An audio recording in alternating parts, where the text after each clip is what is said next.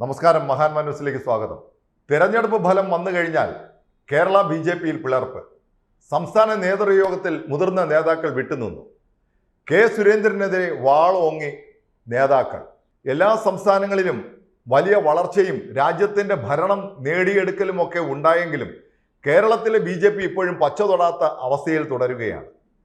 പല തവണകളായി നടന്ന തദ്ദേശ ഭരണ തെരഞ്ഞെടുപ്പും നിയമസഭാ തെരഞ്ഞെടുപ്പും പാർലമെന്റ് തെരഞ്ഞെടുപ്പും ഇവയിലെല്ലാം സ്ഥിരമായി മത്സരിക്കുകയും ഞങ്ങൾ വലിയ വിജയം നേടുമെന്നൊക്കെ പ്രഖ്യാപിക്കുകയും ചെയ്യുമെങ്കിലും ഒരു തവണ വ്യക്തിപരമായ നേട്ടത്താൽ രാജഗോപാൽ അസംബ്ലിയിൽ എത്തിയതല്ലാതെ കേരളത്തിൽ BJPക്ക് ഇതുവരെ കാലുറപ്പിക്കാൻ കഴിഞ്ഞിട്ടില്ല. ഇതൊക്കെയാണെങ്കിലും വലിയ അഖിലേന്ത്യാ പാർട്ടിയുടെ ഗമയ്ക്കനുസരിച്ചുള്ള വിഭാഗീയതയും തർക്കങ്ങളും നേതാക്കൾ തമ്മിലുള്ള ഗ്രൂപ്പ് വഴക്കുകളും വളരെ കൃത്യമായി കേരളത്തിലെ BJP തുടർന്നുകൊണ്ടിരിക്കുകയാണ്. ലോക്സഭാ തെരഞ്ഞെടുപ്പിലെ വോട്ടെടുപ്പ് പൂർത്തീകരിക്കപ്പെട്ട ശേഷം തെരഞ്ഞെടുപ്പ് അവലോകനം നടത്താൻ വേണ്ടി വിളിച്ചുകൂട്ടിയ പാർട്ടി നേതൃയോഗത്തിൽ നിന്നും സംസ്ഥാന നേതാവ് PK കൃഷ്ണദാസ് അടക്കമുള്ള മുതിർന്ന നേതാക്കൾ വിട്ടുനിന്നതോടെ പാർട്ടി വലിയ പ്രതിസന്ധിയിൽ എത്തിയിരിക്കുകയാണ്.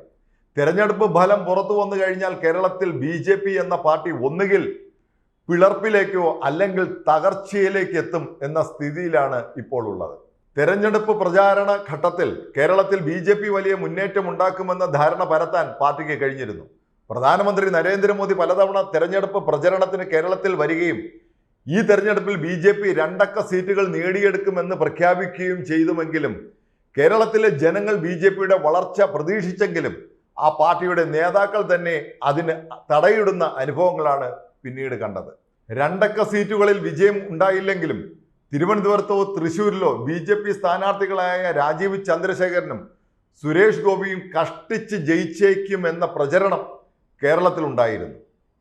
വോട്ടെടുപ്പിന് ശേഷം പാർട്ടി നേതൃയോഗത്തിൽ നടന്ന വിലയിരുത്തലുകളും ചർച്ചകളും പരിശോധിച്ചാൽ ഈ 2 മണ്ഡലങ്ങളിലെ വിജയവും BJPക്ക് ഉണ്ടാകാൻ സാധ്യതയില്ല എന്നാണ് അറിയുന്നത്.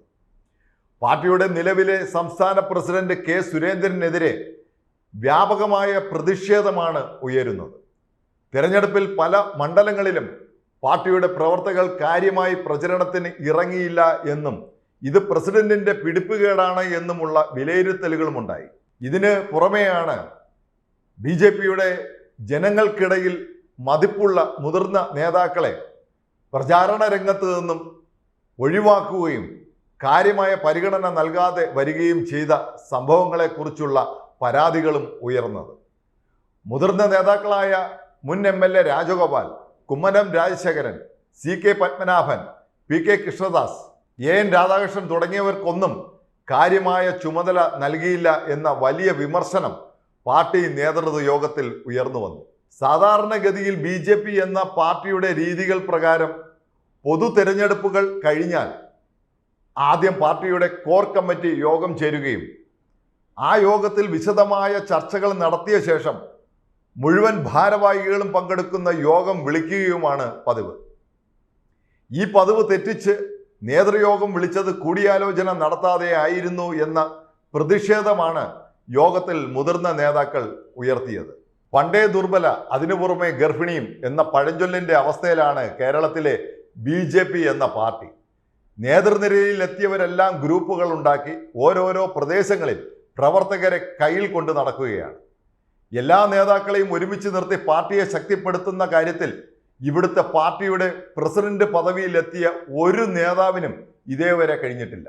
പ്രസിഡന്റ് പദവിയിലെത്തുന്നവർ സ്ഥാനത്ത് എത്തിക്കഴിയുമ്പോൾ സ്വേച്ഛാധിപത്യപരമായി പ്രവർത്തിക്കുന്നതിൻ്റെ പേരിൽ BJP എന്ന പാർട്ടിക്ക് ഇപ്പോഴും ശക്തി പകരുന്ന RSS സംഘടന കുറച്ചു കാലമായി പ്രത്യക്ഷമായി പ്രവർത്തനം അവസാനിപ്പിച്ച് മന്ദഗതിയിൽ നീങ്ങുകയാണ്.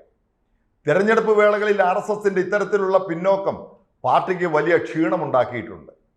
പാർട്ടിയിൽ നേതാക്കന്മാർ തമ്മിലുള്ള ഒത്തൊരുമയും ഐക്യവും നിലനിർത്തി പ്രവർത്തന സജ്ജമാക്കാൻ ഇപ്പോൾ ആര് തയ്യാറാകും എന്ന ചോദ്യമാണ് RSS നേതാക്കൾ സ്ഥിരമായി ചോദിച്ചുകൊണ്ടിരിക്കുന്നത്. ഏതായാലും ഒരു കാര്യം വ്യക്തമാണ്. തെരഞ്ഞെടുപ്പ് അവസരങ്ങളിൽ കേരളത്തിൽ എത്തിയ പ്രധാനമന്ത്രി നരേന്ദ്രമോദി BJP കേരളത്തിൽ ഉണ്ടാക്കുന്ന നേട്ടം സംബന്ധിച്ച് നടത്തിയ പ്രതീക്ഷകളും പ്രസ്താവനകളും അസ്ഥാനത്താവുന്ന സാഹചര്യമാണ് ഇപ്പോൾ ഇവിടെ ഉള്ളത്. നേരിൽ കണ്ടാൽ പരസ്പരം മിണ്ടാൻ പോലും മടിക്കുന്ന അകൽച്ചയിലാണ് നേതാക്കൾ. ലോക്സഭാ തെരഞ്ഞെടുപ്പ് അവസരത്തിൽ സ്ഥാനാർത്ഥികളായി വന്ന BJP നേതാക്കളാണ് പാർട്ടി നേതൃത്വത്തോട് കൂടുതൽ പ്രതിഷേധവുമായി രംഗത്തുള്ളത്. പാർട്ടിയെ ഒറ്റക്കെട്ടായി നിർത്തി തെരഞ്ഞെടുപ്പ് പ്രവർത്തനങ്ങൾ ശക്തിപ്പെടുത്താൻ ഔദ്യോഗിക നേതൃത്വം ഒന്നും ചെയ്തില്ല എന്ന പരാതിയാണ് സ്ഥാനാർത്ഥികളായ BJP നേതാക്കൾ പറയുന്നത്. ഇതിൻ്റെ എല്ലാം അവസാന ഫലം എന്നത് ഈ തെരഞ്ഞെടുപ്പിലും കേരളത്തിൽ നിന്നും BJP എന്ന പാർട്ടിക്ക് ഒരു സീറ്റും സ്വന്തമാക്കാൻ കഴിയില്ല എന്ന അവസ്ഥയായിരിക്കും. നന്ദി.